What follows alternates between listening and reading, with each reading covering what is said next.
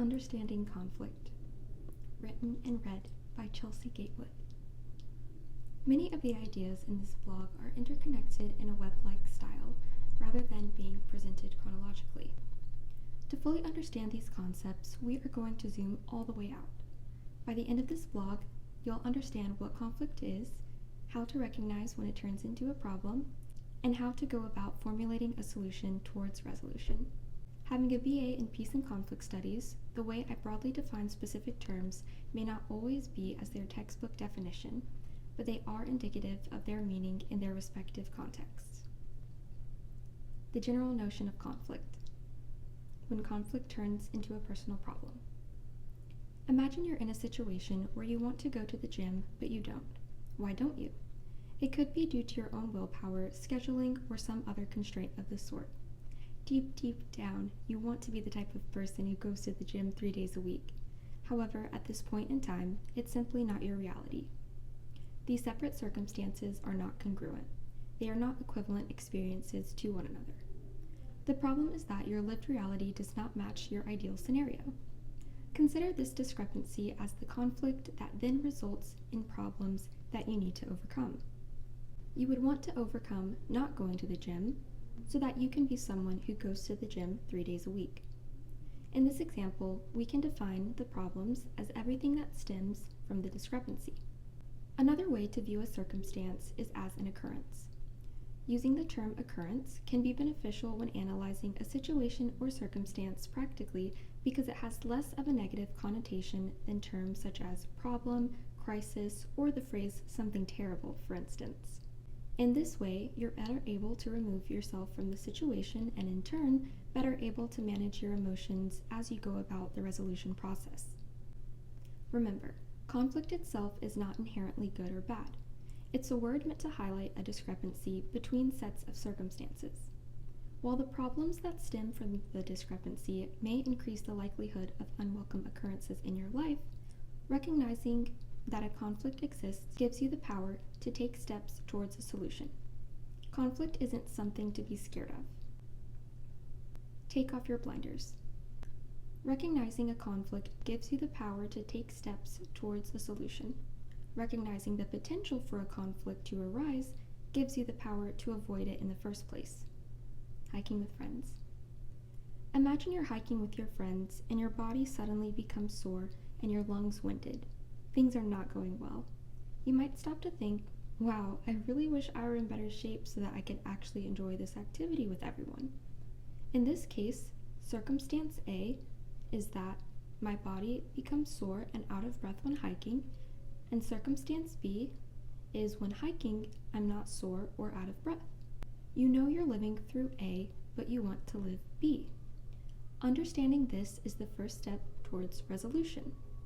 In a situation where you are experiencing any occurrences, whether it be a complex situation from interactions with others or internal thoughts ruminating in your mind, if it's an occurrence that causes you distress in one way or another, make it your problem to deal with. The noisy neighbor. Imagine you live in an apartment community and your upstairs neighbor vacuums at 10 p.m. at least 3 times a month. This is annoying because you like to go to bed around 9:30, so it wakes you up from your beauty rest. You anxiously anticipate when this will occur, but their schedule is for them to know and you to find out. While you can't physically stop them, you can complain to the apartment management, but even they can only do but so much, and what they can do won't fix your problem. It's decided.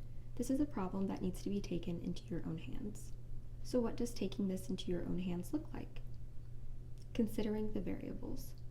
First, consider what's not in your control. Bullet point, knowing or knowing when they're going to vacuum. What's in your control? Bullet point, having noise-canceling earbuds on hand. Second, having a noise machine or white noise playlist playing throughout the night to drown out the noise. End of list.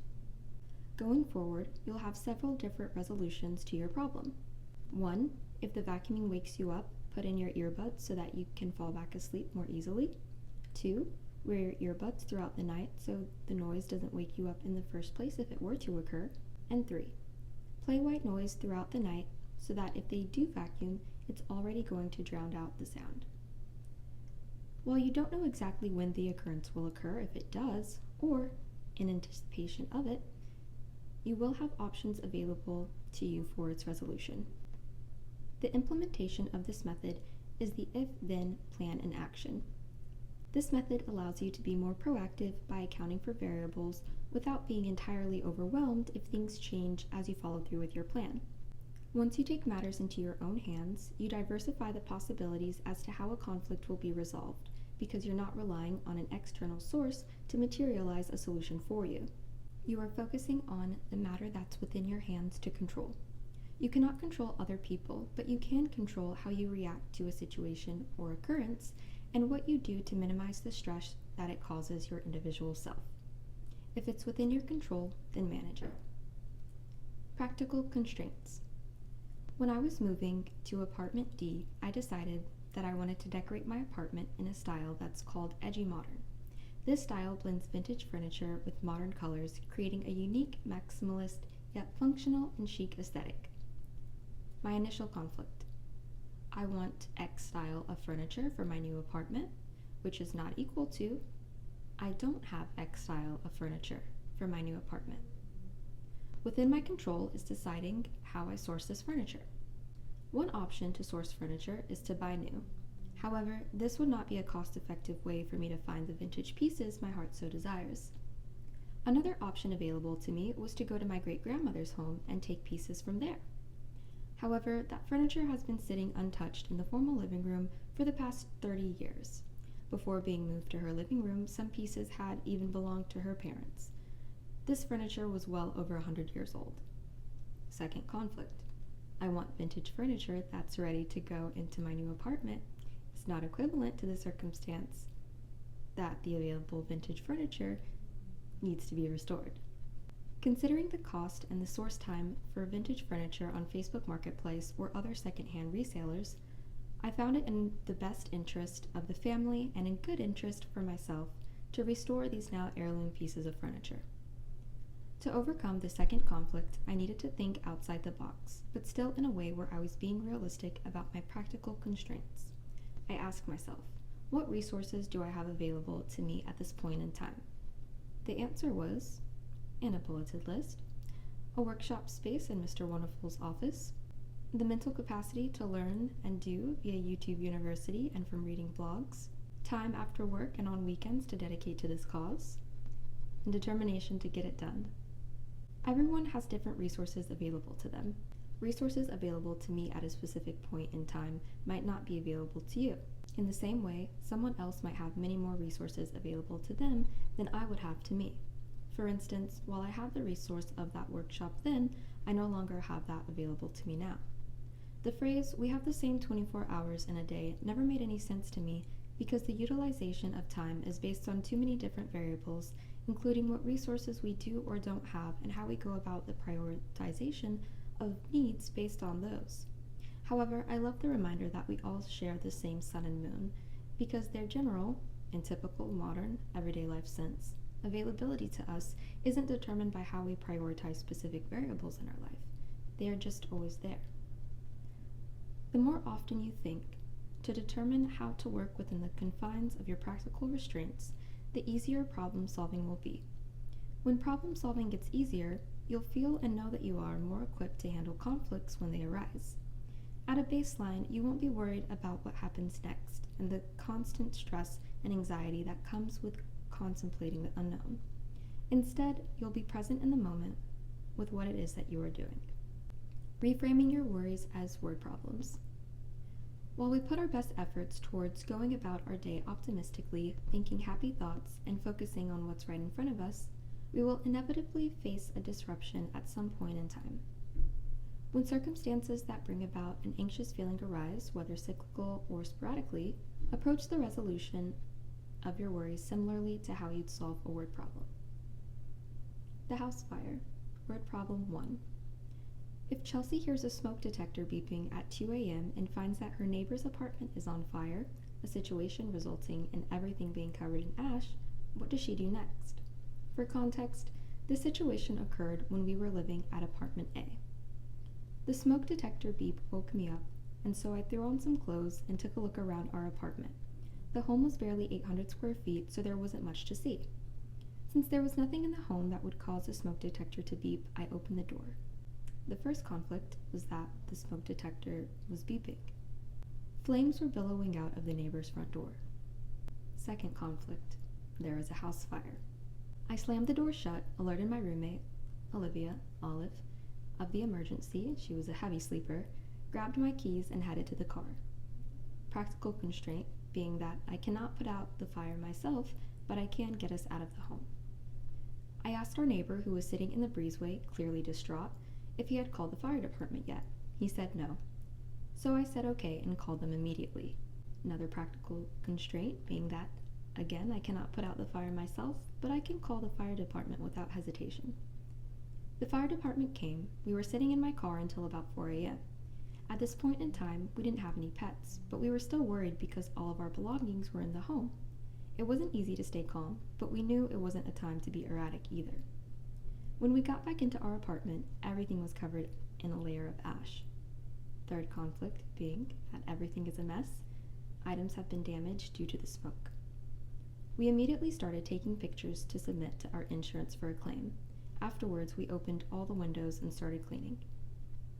Resource availability being that we knew we could submit an insurance claim and we had cleaning supplies.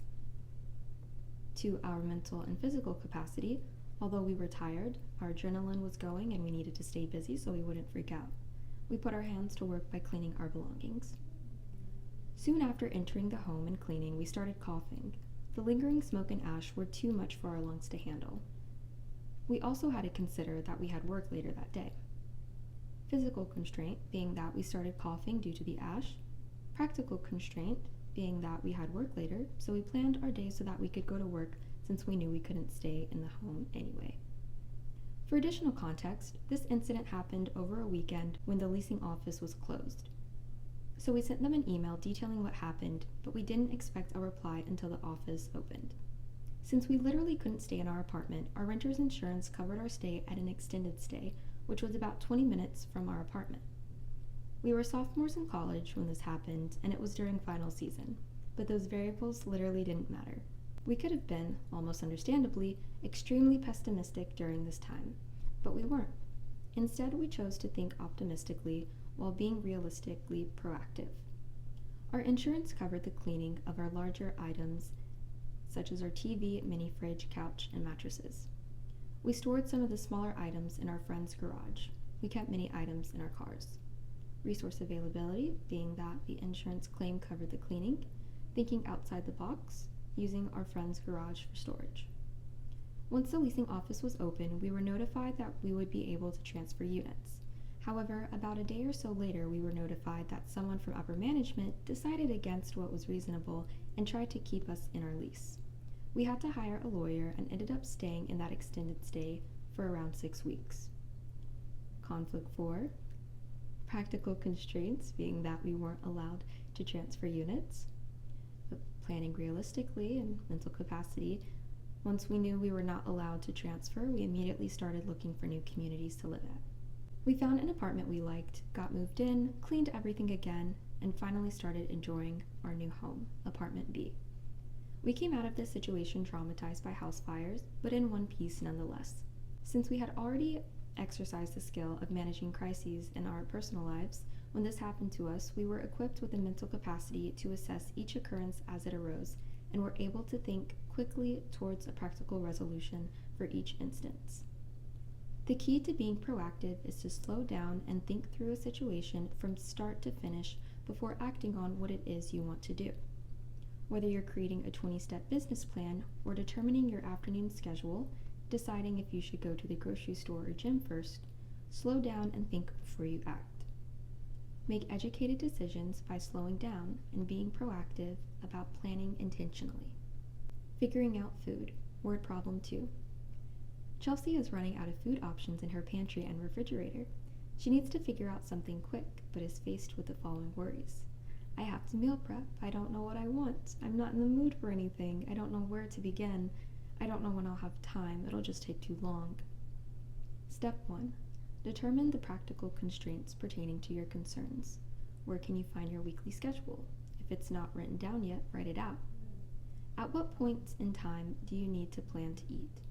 Write that down, note it on your calendar, schedule it. Is there anything that would prevent you from being able to cook or prep food? Travel, lowered physical capacity, such as being on your period, or generally more tired on any days, schedule conflicts or other. Write that down, note it on your calendar, schedule it out. Step 2. If you are not going to meal prep any meals due to practical constraints, determine a budget for eating out. Based on the meals you know you'll need, if you can't determine what you'll be in the mood for, pick a food you know you'll eat if it's in front of you, or easy to make, such as a pizza that needs to be tossed in the oven. Step 2, if you are going to meal prep, determine your grocery budget, check your pantry for items you already have, create a list of what you want to eat, and based on your calendar, when are you available to set aside 3 hours for grocery shopping and meal prep? Write that down, note it out, schedule it. By reframing general worries as specific concerns that can be addressed, you pinpoint specific problems. In doing so, you're giving yourself the power to find solutions for those individual problems. Sit down, slow down. Knowing yourself allows you to better understand your practical constraints. Recognizing these constraints doesn't hinder you. It simply clarifies the expectations that you should have for yourself. As mentioned above, if you know you're not going to meal prep because you're going to be too tired, don't stress yourself out as if meal prepping is your only option. Accept that you are lacking in your physical capacity, reset your personal expectations for yourself in this moment, and plan realistically considering those variables. Being optimistic versus realistic. When you recognize the pattern of actions and outcomes through specific repeated lived experiences, consider it a fact that the action will lead to the outcome. Use this knowledge to your advantage. The other day when I got home from work, I felt full of energy and ready to get things done because I had taken my Adderall a little later in the day than I normally would have. I thought to myself, I'm not tired at all. I'm going to use this afternoon to clean my entire apartment. I was being optimistic. Cleaning my entire apartment included, in the kitchen, putting away clean dishes, loading the dishwasher, hand washing delicate dishes. In the living room, tidying up random items I'd left in the floor. In the art room, tidying up random items I'd left on the floor. In the bedroom, 3 loads of laundry to do and to put away or to hang to air dry. Tidying up my vanity and random items I'd left on the floor. The bathroom, deep clean for cleanliness' sake, and tidying up the sink because there were lots of random items left out from getting ready every morning. When 8:30 p.m. rolled around, I had completed about 80% of these tasks, not in order, but slowed down when it was time to get to do my laundry. I felt disappointed in myself for not having met my goal. I thought, why did I even start? I should have just waited until there was time for me to get everything done at once. Then I reassessed. I know that when I get home from work, the action, I have about 3.5 hours until my baseline functional willpower is gone, the outcome. Knowing this, I should have made a goal for myself that was 50% of everything I actually needed to do. If I had done this instead, I would have completed my cleaning goal and then some. Going above and beyond, I would have felt so accomplished. I would have gone to bed happy and fulfilled in such a circumstance. In this situation, even though I felt more energized, I should have still stopped to think about my practical, personal constraints based on my lived experience. Even though the outcome would be the exact same, being realistic about my capabilities would have led to a much better outlook for myself on all that I'm equipped to handle. Since I made this inference, in the end, I didn't discredit the work I did complete, although next time, I still intend to manage my expectations. Little steps of consistent momentum are better than big steps with slow momentum. Endurance is key. Realistically, I'm not in the habit of many things that occur at the same place and at the same time, day after day. However, I'm consistent in accomplishing my goals by leaning on my perseverance, determination, and endurance. The method by which my goals are accomplished is very rarely due to habits I've formed simply because I can't rely on something that's not there. Instead, they are accomplished through little steps of consistent momentum. The eager artist. Imagine you're an artist ready to start your next piece. You already have an idea in mind. Now comes time for the execution. In the past, you've completed these styles of works in one sitting, one 12-hour sitting to be exact, and the repercussions of overworking yourself that day were not fun to manage after the fact. There was another point in time when you completed a project like this in only a few days, but that took place over a long weekend when you didn't have to work. The most recent project you finished, which was similar to this one, you worked on it at your leisure and completed it in about 3 months. Considering the facts based on your lived experience, it is nonsensical to have an expectation for yourself to complete this project in one sitting. However, it's also impractical to drag it out for 3 months because you have other things you want to work on. After taking a look at your schedule and calendar, you decide that 1 month's time will be a sufficient deadline. Since you already like to wake up early, you decide to dedicate the time between 6:15 a.m. and 7 a.m. to work on this piece of art. Following, you set up your schedule like so. Week 1, complete the sketch. Week 2, finish the underpainting. Week 3, finalize the painting. And Week 4, complete your artist statement. By planning out the execution of your project in this way, you don't have to rely on the perfection of the moment. Instead, you rely on the bare minimum of your capabilities, giving you the best chance of success. If you finish the sketch on day 1, that's not to say that you have to wait until week 2 comes around to start the underpainting. If that were to be the case, I'd highly recommend starting the underpainting on day 2. It's to say that even if you do miss one day, you can still maintain little steps of consistent momentum. When possible, plan your life in a way that alleviates stress, not in a way that adds to it. It's so common to feel rushed and overwhelmed, and while some occurrences do need to be dealt with immediately, many don't. Decide what this looks like for you. As someone whose baseline anxiety is the same feeling of suspense from when you're watching a movie, I understand what it feels like to be anxious. I would much rather only need to manage my baseline anxiety than to compound the effects of it by worrying about things that are ultimately out of my control. Decomposition, breaking it down. Acts such as reframing your worries as individual concerns or problems that you can resolve and scheduling time over the course of a month for a task, recognizing that it cannot be accomplished in one sitting, are both acts of decomposition. More specifically, decomposition is the technique of breaking down a large, complex project and its deliverables into smaller, more manageable components or tasks. While it's widely understood that large tasks should be broken down into smaller ones, how you determine to follow through on the smaller tasks once you determine what they are is rarely considered. Moving mix-ups. Olive and I were planning on living in apartment C until August of 2024. Considering the job market and how long people have to wait for a callback, I started applying for jobs in the spring of 2024. I planned to move into the community I was going to work at because I had done that for the past year. It was a positive experience overall, and it comes with a nice discount. I secured a position, and initially they wanted me to start in May. A few days later, they asked if I could start then in March. Practical constraint as well as resource availability. I was not prepared to move out from living with Olive at that point in time. Also, the apartment building I was supposed to move into didn't have its occupancy certificate. My future manager proposed the following solution given the circumstances. You can move into a studio in this building that we are also managing, which is currently available, and then when the new building opens up, you can move into that one. At this point in time, the two options I was presented with were move into a studio and pay that rent and my current rent for 5 months, then move again, but I have no commute during this time, or stay at my current apartment and have a 2.5-hour commute each way. I didn't like either of those options. Realistically though, when the building was to receive its occupancy certificate was out of my control. Instead of being upset and stressed out about not being able to move in, I focused that energy into figuring out where I would be living in the meantime. After all, I was told it would only be about a 2-week stint, although it could be longer. I started to think outside the box.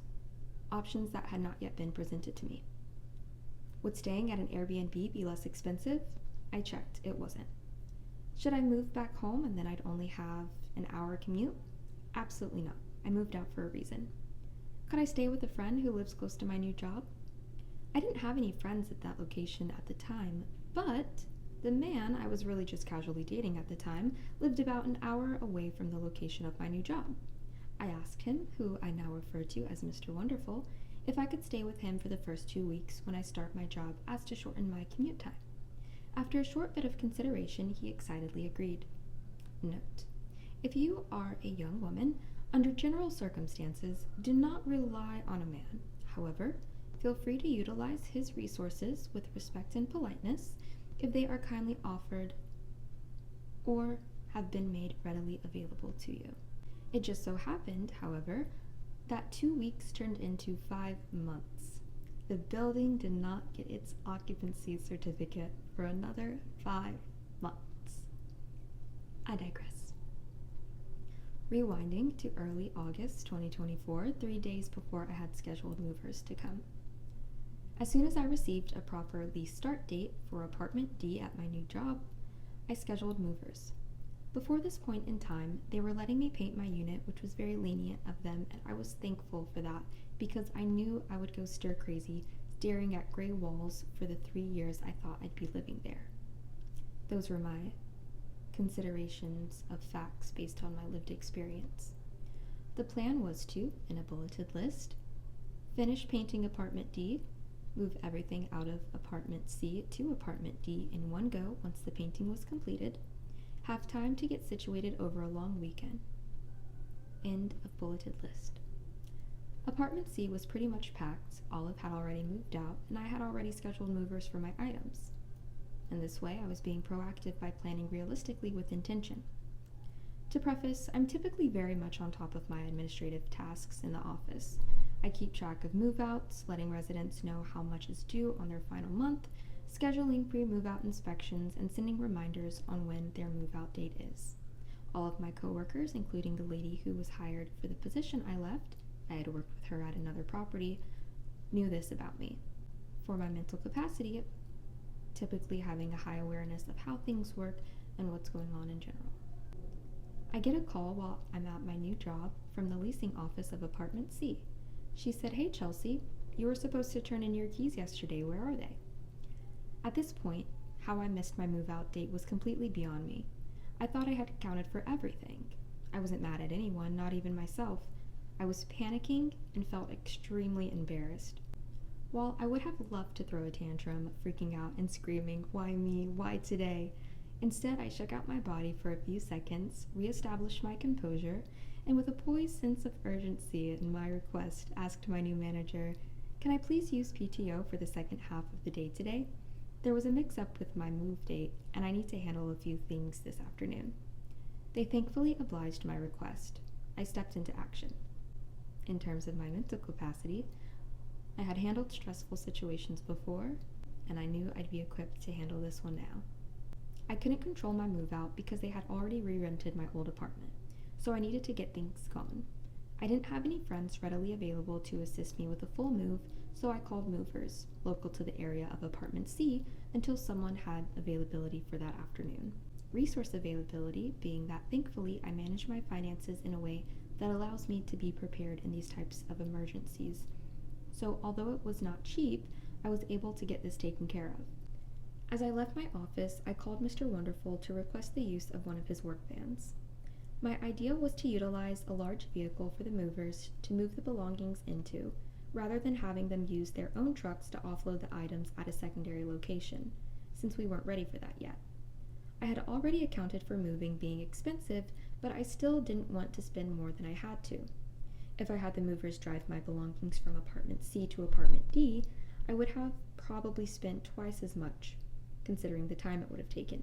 He was fully in support of this idea, so I drove to his office to pick up the van and from there went to apartment C. Remember how I said everything was pretty much packed? Yeah, pretty much is not definitive. I still had miscellaneous items lying about. While I didn't have any friends readily available to assist me with a full move, one of my friends was available to help me get the remaining items packed away and into the living room so it'd be easier for the movers once they arrived. When the movers arrived that afternoon, I had them start by loading all the larger items, which were safer if 2 men carried them. This way, if additional items didn't fit in the van, we could manage it ourselves. Everything didn't fit in the van. We managed it ourselves. The horrors persisted, but so did I. Mr. Wonderful drove to apartment C to meet me in his other work van, and we loaded the rest of the items ourselves, as my friend had already left at this point, and so had the movers. Eventually, the apartment was cleared, we left, and the vans were parked. A few days later, once moving day comes around, the following occurs in the bulleted list. Movers are able to unload the heavy things van via the loading dock. The loading dock then had to be closed due to hurricane warnings, and due to the heavy rain, the small things van had sunk in the mud, and once it was out, it was past working hours around 8 p.m. when the movers would have been able to assist. As the towers assisted Mr. Wonderful in getting the small things van out of the mud, he drove to apartment D. As to not lose momentum, Mr. Wonderful and I stayed up until around 3 a.m. unloading the van. It was just the two of us and our sports wagons. We knew if it didn't get finished, it wouldn't get done. We planned for the best, yet we dealt with the worst. This is why the phrase, plan for the worst and hope for the best, is so popular.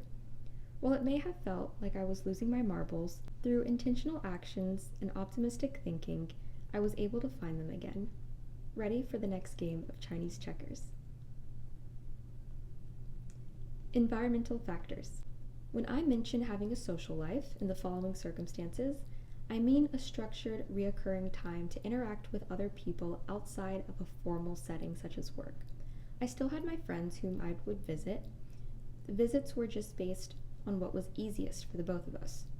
Structured visits themselves were not a priority, although the friendships were a priority. When I was living in apartment C, I had set up the sunroom as my art room. The space was about 12 feet by 8 feet. In my current space, apartment E, the space I've set up as my art room is about twice that size. However, when I was in apartment C, I didn't have much of a social life other than dating, so I was going to sleep around 9 p.m. most weeknights. In doing so, I was able to wake up around 5 a.m. and I had the morning to myself to either go to the gym or work on art. At that point in time, I was painting almost every day. I was also filming and editing YouTube videos for my art. I had the time and I made it work. While I was casually dating then, now I'm in an exclusive relationship with Mr. Wonderful.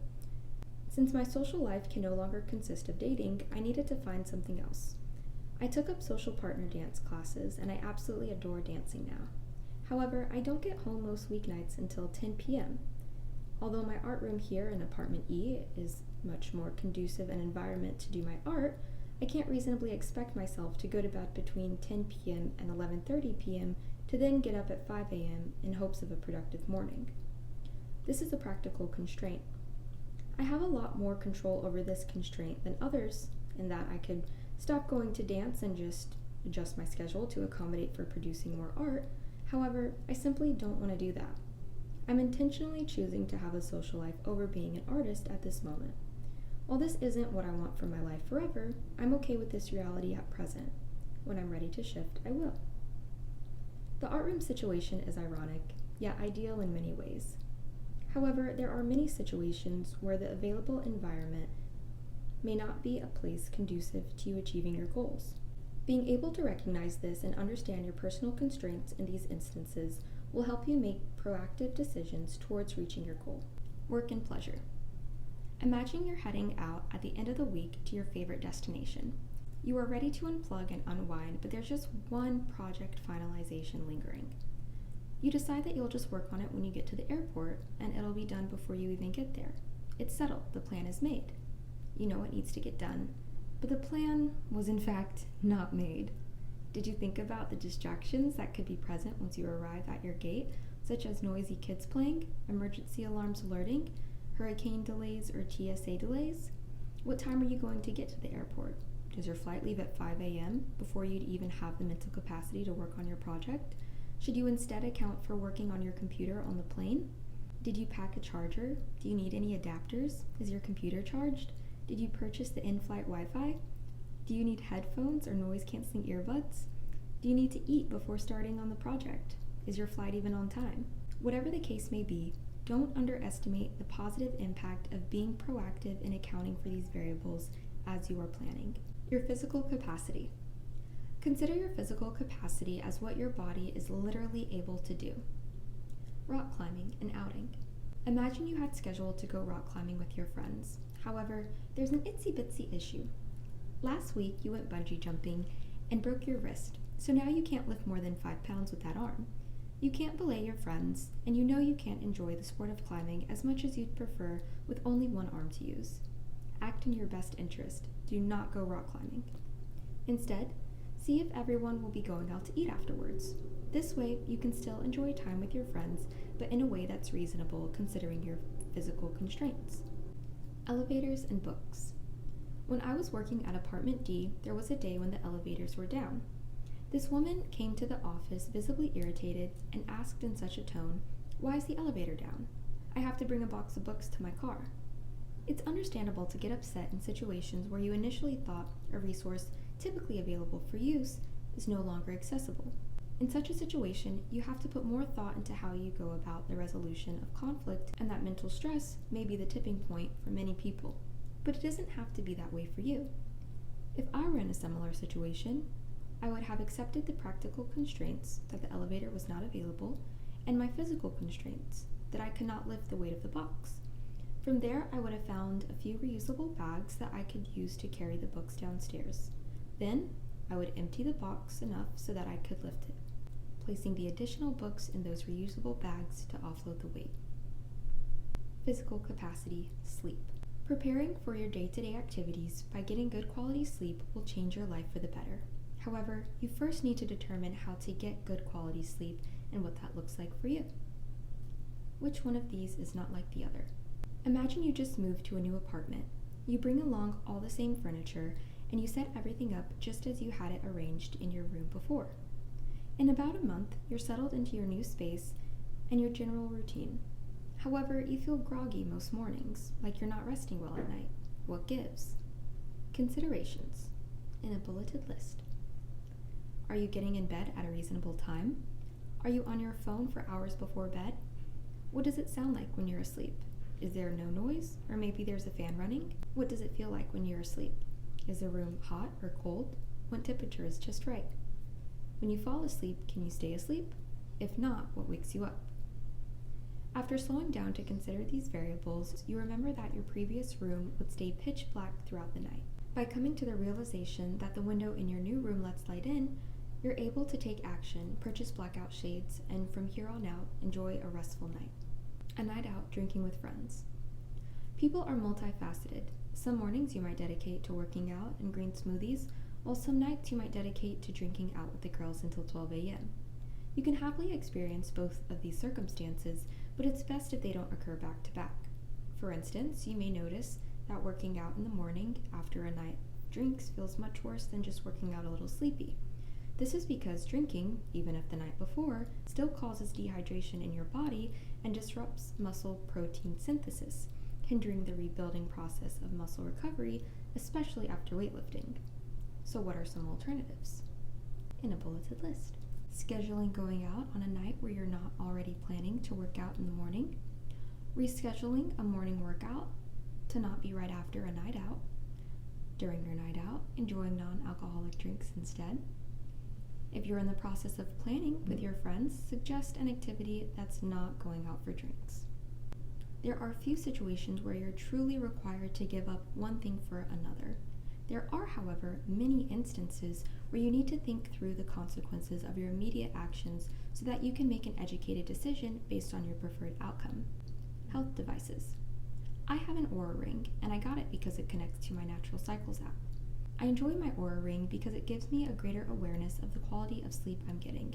Each night, I want to achieve a sleep score that's at least in the 80s, aiming for the 90s. As a woman, it's pertinent that I'm aware of how my menstrual cycle impacts me so that I can work within the confines of the practical constraints that come along with that. I had a hunch that I needed more or less sleep depending on the phase of my cycle, and had heard that to be the case as well. I was curious as to what that looked like for me.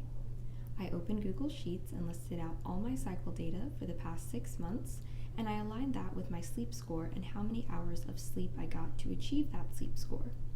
Although I understand there are countless other variables that I could have accounted for, this is what I wanted to do. I found that if I'm not in my luteal or menstruation phases, that I need around 6 to 7 hours of sleep, whereas if I'm in those phases mentioned, I need at least 8 to 9 hours of sleep. I typically aim for 8 hours every night. But now that I have those actual data points added to my mental list of personal facts, I can use this knowledge to make educated decisions about scheduling. You don't need all the bells and whistles that come with health devices to start developing an awareness of your patterns. You just need to pick something in your life, whether it be your sleep cycle or midday energy levels, and then pay attention to how different actions or circumstances impact that thing. When you take the time to consider how seemingly separate aspects of your life work together as a whole, building awareness of how these variables fit together like puzzle pieces, you're able to see the whole picture of your life. Mental capacity. There's a time to be optimistic and a time to be realistic. There is seldom a time to be pessimistic. Pessimism stunts your growth because a limited mindset results in limited actions. Job hunting. Imagine your friend in need of a new job comes to you cheerfully and says, "I just applied to 5 jobs on Indeed, and now all you have to do is wait." Considering how difficult it is to find work right now with companies choosing AI over humans and posting fake ads, you'd probably look at them dumbfounded, thinking, how could they have not thought of all these things? They were being optimistic. As a friend, you congratulate them on applying for the jobs they did, then kindly inform them of considerations that would make their search more effective. These considerations include variables within their direct control, such as start the bulleted list, submitting X number of applications per day, attending networking events so that they can ask more people in person if their companies are hiring, the possibility of picking up part-time work in the meantime, and the viability of starting a side hustle. End bulleted list. At first, you're met with contention from them because they're overwhelmed by how complicated it is to look for a job. They feel like they shouldn't be punished for companies not doing their part. It can be really difficult to come to terms with the way the world works in some respects. Even so, if changing why the world works in one respect or another is not something under your immediate influence, don't waste your time and energy trying to change it as if it were. When you're looking to right a systematic wrong, figure out the root cause that is nearest to your immediate influence and work your way out from there. In this situation, your friend is not an employer, and yelling at someone who is an employer about their hiring process isn't going to help them reach their goal. However, if they were to secure a job and climb the ranks to an HR position in the company, then, broadly speaking, they'd be in a more influential position to make the hiring process easier for the next person. In any case, your friend comes to terms with the way things are, and in doing so, makes the problem of not having a job their own to resolve. Now that they are able to recognize these things, understanding their practical constraints, they proceed with creating a plan of action. In this way, they can now make proactive, realistic decisions towards reaching their goal. Resource availability. Note: resource is a term that I will be using broadly to mean an external variable, most appropriately, one that is needed for you to proceed with your plan. A resource can be a person, place, or thing. Getting groceries at the mall. Imagine one of your friends is picking you up to go to the grocery store. Neither of you wants to go, so you decide to go together to get it done. As they're driving, you pass the grocery store you usually go to. Not thinking much of it, because they might prefer a different grocery store, y'all continue your conversation and you stop paying attention to the road. The car's parked. You're in the parking lot of a mall. Not a strip mall, a proper shopping mall. You think to yourself, this doesn't make any sense, yet you ask calmly, "Hey, why are we here?" They reply, "I figured we could grab a quick bite at this spot in the food court before we go to the store so we don't shop hungry. Sorry, I know it's kind of random, but I just really had a craving for it." You let out a sigh of relief. They say, "Oh, you didn't think we were going here for groceries, did you?" To which you reply, No, that would be insane." Because it would be, now wouldn't it? It's quite obvious that you wouldn't find a grocery store at a shopping mall. But what's not so obvious? Knowing where to buy a specific item in-store versus online, because you're trying to minimize shopping at major retailers. Knowing exactly when all the stores in your local area open and close. That's what the internet's for, thankfully. Knowing the availability of a friend or family member whom you need to ask something. Relationships are transactional by nature. Considering a close friend or family member as a resource might be a bit unsettling at first. While it's not a term I'd swap out for the other, understanding that people are a resource is important because it opens up the opportunity for you to be a resource to others as well. Just because a relationship is transactional doesn't mean it's devoid of a deeper value. Keep in mind that a transaction may also be defined simply as an exchange, as opposed to the act of buying and or selling. Keeping this in mind, consider, when was the last time you planned an outing with your friends without the expectation of having a pleasant, dare I say, fun time? Exactly. When you're looking to have a fun time out, you get together with people who you enjoy being around because there's an exchange of good energy between everyone. To put simply, an initial conflict being that you want to spend a Friday with your friends is not equivalent to a Friday not spent with your friends. In your control is to call your friends to see if they want to hang out. The resource availability being good vibes. And to see what restaurants are open on that date and time. Resource availability being food and atmosphere. The resolution is that your friends don't have anything planned for Friday night and are excited to put this on their calendar. You find a restaurant with your desired menu and atmosphere and you run it by them. Second conflict is that the restaurant isn't halal friendly and it's supposed to be a steak night. Not in your control, creating a halal friendly menu for the selected restaurant. In your control, to see what halal friendly restaurants are open on that date and time. Resource availability being good food and atmosphere. Resolution, you find a restaurant, your friends approve it, and you've secured good vibes for your Friday night. If the resource you want to use is not readily available to you, determine what the next best option would be and proceed with that, or schedule for a later date. Planning with purpose and intention. Plan in a way that is purposeful and intentional. Planning in this way will give you the confidence to carry out the steps you've determined are necessary, which will result in you reaching your goal. Simply knowing what needs to be done doesn't suffice as an appropriate means towards accomplishment. You have to consider all that leads up to you initiating that task, all that encompasses your steps in completing the task, and as much as you can about variables that could hinder the process. Wherever you are in your life, it's okay that you haven't met a specific goal so far. It's okay that your attempt towards it hasn't worked out. It's not okay if you keep doing what doesn't work with the expectation of a different result.